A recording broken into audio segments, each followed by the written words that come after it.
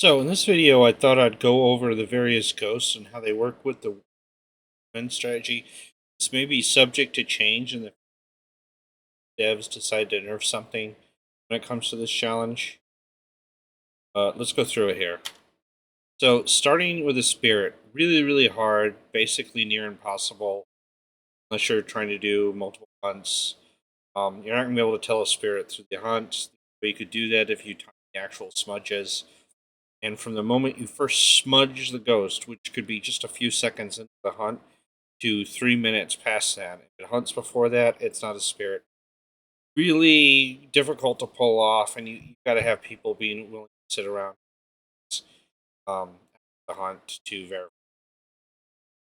For the most part, yeah, you're not going to be able to guess this. Wraith, kind of depends. If you're doing this on single player and you can't bring in assault fast enough, yeah, basically. But if you can put down salt and the ghost goes through it, then yeah, and it doesn't leave a footstep, yeah, you got a wraith. Usually you want to kind of put it down in the middle of wherever you're picnic tables. Start by putting some in the middle. Maybe put some in whatever. It's possible if the wraith literally doesn't go through that area, or the ghost doesn't go through that area, then it's not going to touch the salt.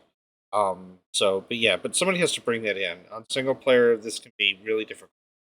You're trying to manage a bunch of items. Also, a slim possibility that you can tell it by its teleporting ability. If you know where the favorite room is, and you have a crucifix there, put the second around teammates, but that's really hard to pull off, especially with a quick round. Phantom, this is one of those ghosts you can tell. It's not super easy because people have to get used to the flickering patterns on Ghost, and keep in mind there's variation within that. It's not a set amount, so it flickers at a slower rate than most of the ghosts. So it's going to be invisible for a relatively long period, from 1 to 2 seconds, which is what can make it actually really terrifying. You don't know where it is until it's too late. Some cases, and I'm not sure if this is still the way it works, but people report it. You take a photo of the ghost, but you actually don't see the ghost in the photo, but it's still registered photo. Happen to get a ghost of it, and you got a camera, take a picture of it, the event's still going on, like you're singing or whatever, you got a phantom. Next, you got the poltergeist. The key thing with it is ghosts, every time they go by an item they can throw, um, every half a second they have a 50-50 chance of throwing it. The poltergeist is going to 100%. If you take it to the picnic tables, everything is going to fly everywhere. Keep in mind, it's not a guarantee with the other ghosts. They could still throw around enough. Be looking out when items are really hard, or if multiple items are being thrown at the same time. Probably not going to see polter explosions as such, but you may see double throws where two items are being at the same time. That's the dead giveaway. And next we got the Banshee. It's not impossible, but it's really hard. Yeah, I really should upgrade this to more near. You got to get a paramic out. You get the paramic if you hear the Banshee yell. Then yeah, but how much time do you got before the first hunt? Or you sit around for multiple just to. Sometimes with the Banshee, it'll go after one target. If all the other players are kind of gathered around the Banshee and the target player opposite direction of them, but a distance it keeps going to them. But this is really hard. Sometimes damn near impossible because most of the time, our team, if you have multiple players, it's going to just sort of be huddled together as they're moving. If you got a single player, yeah, good luck with finding this. Jin, yeah, basically impossible. Sometimes you can guess by process of elimination. It's kind of a running joke that Jin is the default ghost that people else. There, yeah, impossible. Um, Theory, if you brought Sandy medication along and you need a ghost room, maybe if you bring it up, but that goes outside of the typical Woodwind strat, so otherwise it is impossible. Revenant, this one's pretty easy, so pray for a Revenant. It has only 2 speeds. It doesn't have anything in the middle. It's slow or it's fast. It will never gradually increase based off line of sight. If it has line of sight, it'll be fast. If If it doesn't, slow, instant, just back and forth. Well, it next place it sees when it sees the player and it's gotten to that waypoint. The waypoints are very tight usually when you're leaving. So once you've gone to the other side of the picnic table, it's reached the point. It may slow down momentarily. One great way to do this is if you smudge it, it will instantly go to that slow speed while it's being smudged, which will know that smudge is gone. You can very easily coordinate smudges with the Revenant. It's a great ghost for new players in this case. So yeah, as a result, it's usually one of the ghosts that I get almost every time. Next, we have the Shade. It's basically impossible. The only gimmick with it is it can't hunt players near it or like a crucifix, but it's not necessarily going to. But if you got really long periods, several minutes, walked in, still don't have ghost or something, maybe it's a Shade, but I'd put this as damn near impossible. Next, we have the Demon. This is really hard. A lot of people when it hunts right out of the beginning, like it doesn't give you a second before they'll see. It's supposed to be more aggressive hunter, so chaining. The cooldown on the crucifix is 20 seconds 5, so if you can fix it, you can precisely you can figure out. So if it's like in 22 seconds, 23 seconds instead of 25, but even then that's pretty tight. Yeah. And then the smudge prevention, if you smudge it and it's hunted in under 90 seconds from when you smudged it. Again, really difficult to time. So pretty much, yeah, this is down, near impossible to guess the demon. Fury, yeah, good luck. It's just, thing it does is drive you insane. You're already at 0. Oni, okay, so it'll never do an air attack. The second you see an air attack goes to if you happen to have on, or um, ghost events, they'll be usually fully embodied. You're not going to see it hunt translucent, or not do ghost events, I should say. Um, in the hunt, this is where to watch. This is more difficult, I think, to notice in the Phantom. Whereas the Phantom will have periods of a second or two where it's invisible. This will happen with, although it's a little tighter than that. So just kind of keep an eye on a beat. If it seems to be visible more like 2/3 of the time, you might have an Oni. As I said, this is a little more difficult to tell than a opinion. But yeah, I've made a video about the difference of what to look for, and even I get it wrong. Yokai, this is really hard. The only thing really then this one. Um, but yeah, ignore what this says. The yokai is that it won't detect a player until it gets 3 meters from. So if you've got a yokai 10 meters out and you're flicking whatever device you have in your hand, talking, it's could be a yokai, but it's really hard to tell in a lot of cases. The haunt 2, this is pretty easy. Kind of depends. It's always at a constant speed, so if you don't see that gradual line of sight increase, there's only so many ghosts that don't have that. And it's based on the temperature. Check what weather you have it set up. I mean, foggy, windy are two different weathers there.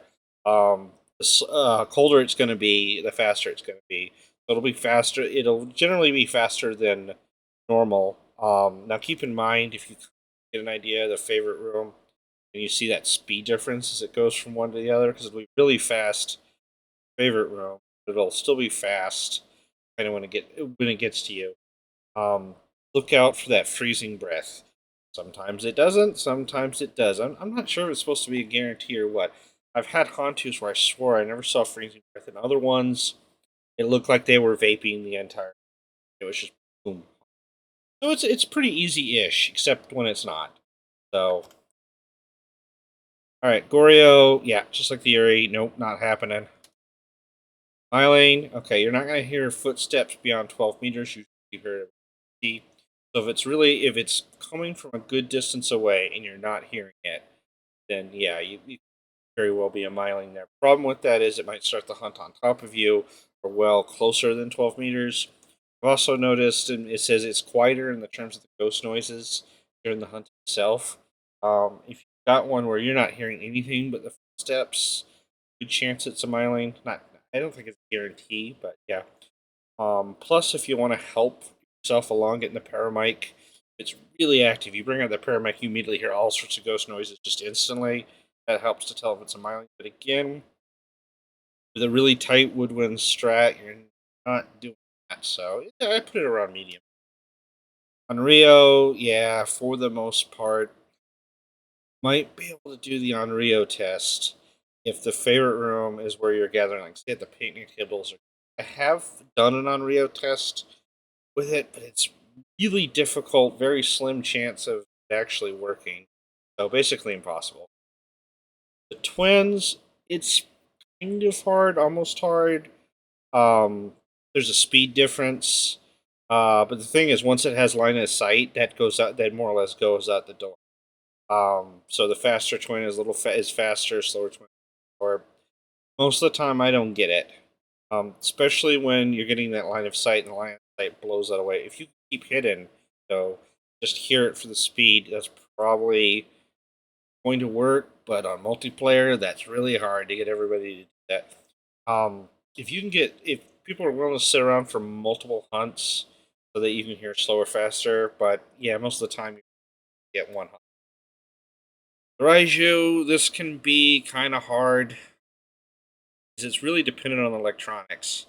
If you don't have any electronics out that'll affect the Raiju speed, you're not going to get that speed increase. The key thing though is it's still a line of sight ghost. If you don't have any electronics out, it will be like any other, and you can't guess it. So you really have to be able to take it back and forth from the electronics to actually notice that difference. Um, and the thing is, once it hits electronics, it immediately goes to 2.5 when it's under the effects. So it'll be a much faster ghost, um, and then it'll be a normal ghost. But again, that line of sight and everything, I don't get it most of the time, but I know some people you can at least get it half the time. Next, we have the Obake. If you can catch it shape shifting during the hunt, which I think it's guaranteed to do it at least, it could be for as little as just a flicker or two. You have really sharp eyes to notice it. People who are really good at paying attention, the ghost flickering, I would say it's medium, but for most of us, it's going to be hard. If hard, mimic. This is the bane of this strategy. You hate mimics. You pray you don't get a mimic because I mean you could be mimicking a Dioka in one hunt. Thing is, the only way you're really going to be able to tell, maybe if you do multiple different ghosts and it's really obvious. So if it's a Dioka in the first hunt and it's I don't know, a regular ghost or hunt to the second. But if it's one normal sort of ghost to another, if it goes from spirit to Unrio or whatever, yeah, good luck. Basically impossible. Oh, I should mention though that technically you could get out a ghost video camera. Those ghost orbs are still going to appear in a zero evidence. In fact, in other zero evidence run strategies, they'll still bring in a video camera to determine whether or not it's Morai. Oh, this is pretty easy, but I still screw it up sometimes. It's going to be a pretty fast ghost that once it has line of sight, it's going to be the fastest ghost in the game. Um, it's not necessarily, you're not going to be able to easily get it to peak to that because it's still a gradual increase, but yeah, it's going to be really fast out of the gate before you sight. Very easily gets confused because of this. So you have to get line of sight at least briefly to see if you get that in. The other thing about it, and this is something a lot of people forget, got twice the duration when you smudge it. So if you smudge it and it's still just going off in a well past 6 seconds, but it's difficult to notice until it's around. And when you smudge it, it still is going around like that. Yokana, this is the one that everybody can get right. This is a gift from the gods. And you thank the devs every day when you get one of these things.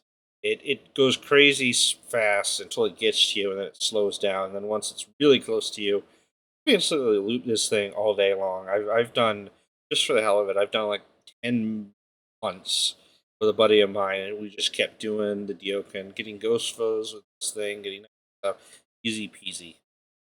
And lastly, we got the Thay, kind of the counterpart to the Morai because of how fast it is. Speed is based on the age. Most likely, the hunt is going to be at the youngest age. On a rare occasion, it does 8 months before it hunts. If you happen to kind of extend out the round with multiple hunts, you may notice it aging. Um, without line of sight, it's the fastest ghost in the game. But the more it get even faster than it needs to have like a few seconds to kind of break speed. But it's not. It doesn't have a change. It doesn't have a line of sight. It's a fixed speed the entire. Mind you, sometimes when you're looping past corners on tables, you may think you see or hear speed increase, but it never changes speed. But that can be. There's been plenty of games where I've guessed a Morai, somebody else has guessed a thing, and one or the other was. So pretty much that's all the ghosts and how you do with the Woodwind strategy. I mean, even the best players are not going to literally can't get it right every single.